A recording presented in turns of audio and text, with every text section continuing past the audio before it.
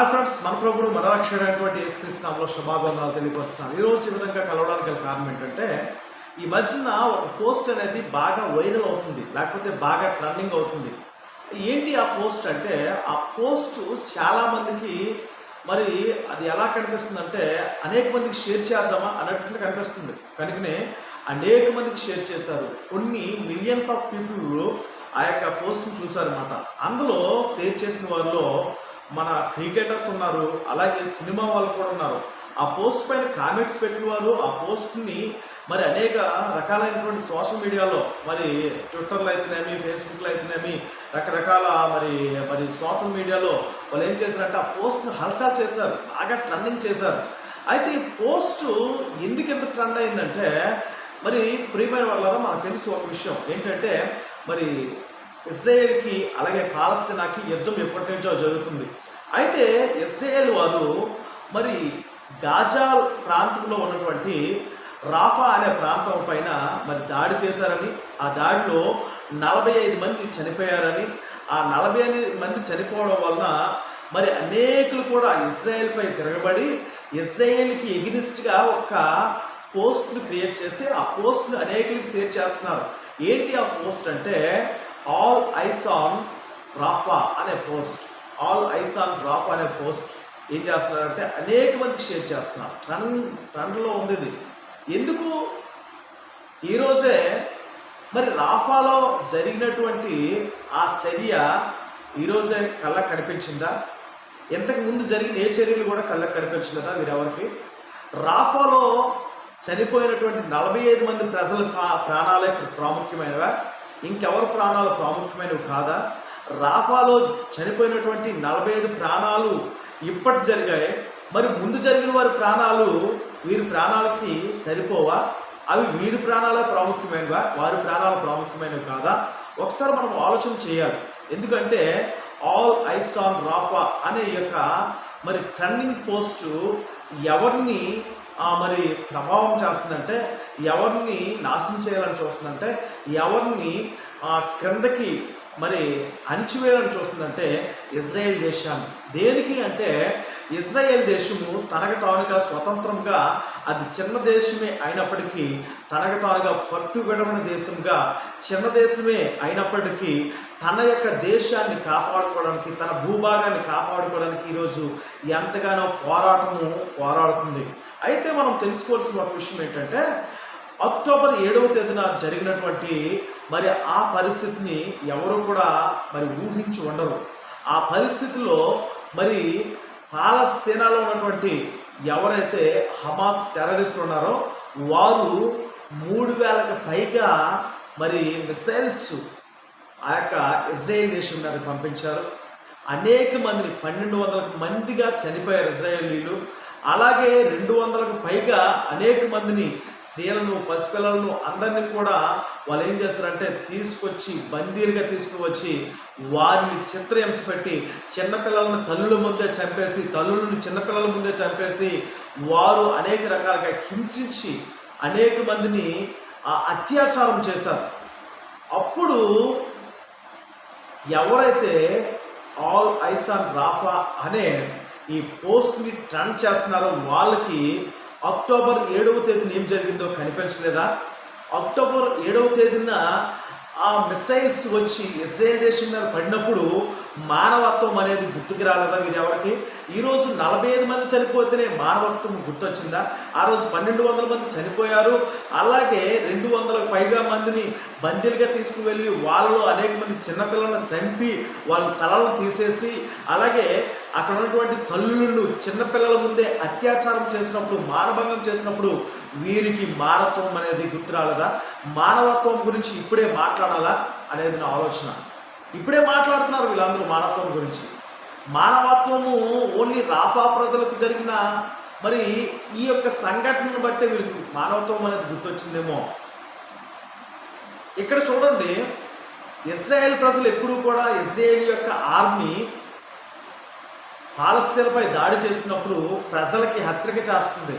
మేము పలానా ప్రాంతంలో మేము ఏం చేస్తున్నామంటే దాడులు చేయబోతున్నాం, అక్కడ ఉన్నటువంటి ఎవరైనా సామాన్య ప్రజలు ఉంటే వాళ్ళు మీకు మరి మీరు దూరంగా వెళ్ళిపోండి, ఆ ప్రాంతాలు విడిచి వెళ్ళిపోండి, మీరు వేరే ప్రాంతాలకు తలదాచుకోండి, మేము హమాస్ టెర్రరిస్టులు నాశనం చేయాలనుకుంటున్నాం, సామాన్య ప్రజలను కాదు అని వాళ్ళు హెచ్చరిక చేసి మరి వాళ్ళు దాడి చేస్తున్నారు. కానీ హమాస్ టెర్రరిస్టులు కానీ పాలస్తీనాలో ఉన్నటువంటి ఆ యొక్క మరి ఆర్మీ కావచ్చు, లేకపోతే ఏదైనా కావచ్చు, వాళ్ళు మాత్రము ఏ విధమైనటువంటి ఇంటిమేషన్ లేకుండా దాడి చేస్తున్నారు. గుర్తుంచుకోండి. చూసారా, ఇజ్రాయేల్ దేశానికి ఉన్న హమాస్ టెర్రరిస్టులకి లేకపోతే వేరే దేశాలకు ఉన్నటువంటి ఆ యొక్క దేశాలకు ఉన్నటువంటి డిఫరెన్స్ చూడండి. యువతల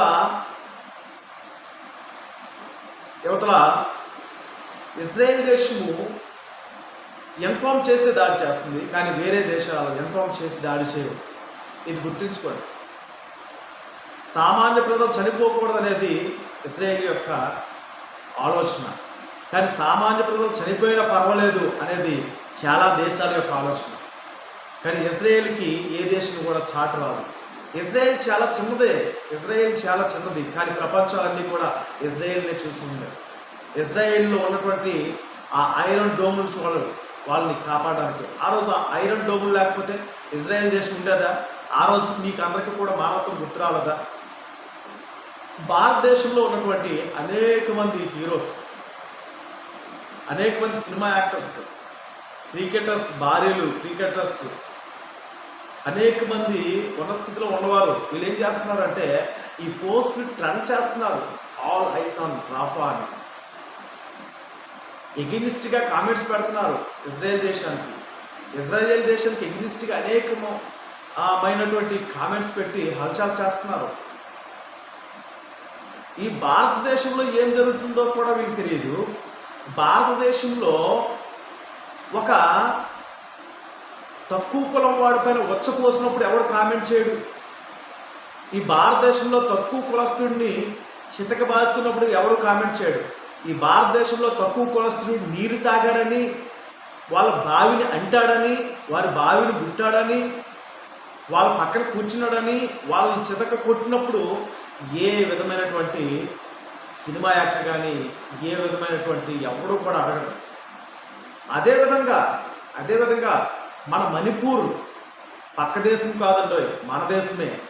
భారతదేశంలో ఒక మణిపూర్ రాష్ట్రం ఉందని, ఆ మణిపూర్ రాష్ట్రంలో అనేకమైనటువంటి ఘోరమైనటువంటి కార్యాలు జరిగాయని, ఆ కార్యాలు జరిగినప్పుడు వీళ్ళందరూ ఎక్కడికి వెళ్ళిపోయారు? వీళ్ళకి మానవత్వం అప్పుడు గుర్తు రాలదా? మణిపూర్లో జరిగినటువంటి ఆ యొక్క సమస్యలు ఏవైతే ఉన్నాయో, అనేక మంది స్త్రీలను మానభంగం చేశారు, అత్యాచారం చేశారు, బట్టలు విప్పి ఊరేగించారు, భరతమాతను ఊరేగించారు. అనేక మంది చిన్నపిల్లలను తలకాయలు కోసేశారు, తలకాయలు తెంచేశారు. అప్పుడేమైంది? భారతీయులే కదా మీరు, భారతదేశంలో ఉన్నారు కదా, భారతదేశం యొక్క అన్నమే కదా తింటున్నారు, మీరు గడ్డేమని తింటున్నారా? ఆ రోజు మానవత్వం గుర్తు రాలదా? మణిపూర్లో ఇన్ని జరుగుతున్నప్పుడు ఆ రోజు మానవత్వం గుర్తు రాలదా? మణిపూర్లో ఇన్ని అత్యాచారాలు జరుగుతున్నప్పుడు ఈ మణిపూర్లో ఆడవాళ్ళని నగ్నంగా ఊరేగించినప్పుడు మీకు ఆ రోజు మానవత్వం గుర్తు రాలదా? మానవత్వం గురించి ఈరోజు రాఫాలో జరిగినటువంటి ఆ యొక్క సంఘటన మీకు మానవత్వాన్ని జ్ఞాపకం చేస్తుందా? ఒక్కసారి ఆలోచన చేయండి. భారతదేశం ఏమైపోయినా పర్లేదు, మానవత్వం గురించి మాట్లాడాలి. భారతదేశంలో ప్రజలకు అత్యాచారం జరగని, అన్యాయం జరగని, ఏం జరిగింది? భారతదేశంలో ప్రజల గురించి మీరు మాట్లాడరు. ఎక్కడో జరుగుతున్నటువంటి హమాస్ ఉగ్రవాదులు దాక్కుంటే ఆ దాక్కున్నటువంటి హమాస్ ఉగ్రవాదులకు మీరు సపోర్ట్ చేస్తున్నారు. హమాస్ ఉగ్రవాదులకు సపోర్ట్ చేస్తే ఈరోజు ఇండియా యొక్క యాక్టర్స్, సినిమా యాక్టర్స్ అయితేనేమి, అందరూ కాదండి, అందరు సినిమా యాక్టర్, చాలామంది సినిమా యాక్టర్స్, చాలామంది అనేక మంది ఉన్న స్థితిలో ఉన్నవారు ఈరోజు టెర్రరిస్టులకు మీరు అందరు సపోర్ట్ చేస్తున్నారు. కనుక ఆలోచన చేయండి. అక్టోబర్ 7వ తేదీన అంత జరిగినప్పుడు మీరు ఎక్కడికి వెళ్ళారు? మీరు ఏం చేశారు? ఆ రోజు మానవత్వం గుర్తు రాలేదా మీకు? ఈరోజే మానవత్వం గుర్తొచ్చిందా? ఒకసారి ఆలోచించేయాలి. ప్రతి దేశం కూడా బాగుండాలి, ప్రతి దేశం కూడా భద్రతతో ఉండాలి, ప్రతి దేశం కూడా సమాధానంతో ఉండాలి, ప్రతి దేశం కూడా సంతోషంతో ఉండాలి. మీరు ఇజ్రాయెల్ దేశానికి ఎన్ని దేశాలు ఎదురొచ్చి నిలబడినా సరే ఇజ్రాయెల్ దేశాన్ని ఏ దేశం కూడా పడగొట్టలేదు. ఎందుకంటే ఇజ్రాయెల్ని కాపాడువాడు కునకుడు నిద్రపోడు.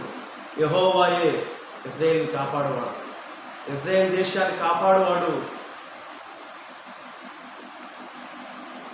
బైబిల్లో ఉన్నటువంటి దేవుడు, బైబిల్ యొక్క గొప్పతనం తెలుసుకోండి. బైబిల్లో ఉన్న దేవుడు ఇజ్రాయెల్ని కాపాడు. బైబిల్లో ప్రతి మాట మాట్లాడినవాడు ఇజ్రాయెల్ని కాపాడే దేవుడు. ఆ దేవుడు కొనకడు నిద్రపోడు.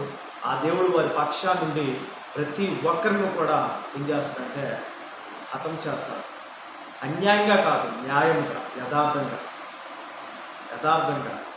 అందుకే ఇజ్రాయెల్ దేశం ఇంకా నిలబడింది. చిన్న దేశమే ప్రపంచాన్ని గరగడలాడించే దేశంగా దేవుడు చేశాడు ఆ దేశాన్ని. కనుక ప్రియమైన దేవుని సంగమా, సహోదరి సహోదరులారా, ఇటువంటి పోస్టులు ఆపండి. ప్రతి దేశం కూడా సమాధానం పొందేటట్లు మాట్లాడండి. ముఖ్యంగా నా భారతదేశ ప్రజల యొక్క సమస్యలను చూసి వారి విషయాల్లో న్యాయం చేయడానికి పోస్టులు ఏమైనా పెడితే రన్ చేయండి, వాటిపైన కామెంట్ చేయండి, వాటిని ప్రభుత్వాల ముందు తీసుకుని వెళ్ళి నిలదీసి అడగండి. ఎవరికి న్యాయం జరగాలో, ఎవరికి అన్యాయం జరిగిందో వారి పక్షాన్ని నిలవబడాలి. అప్పుడు బాగుంటుంది. పోస్టులకి విలువ ఉంటుంది. విలువ లేని పోస్టులు పెట్టి, విలువ లేని కామెంట్స్ పెట్టి, విలువ లేని వాటిని ట్రెండ్ చేస్తే అది జీవితానికి ఉపయోగకరం కాదు.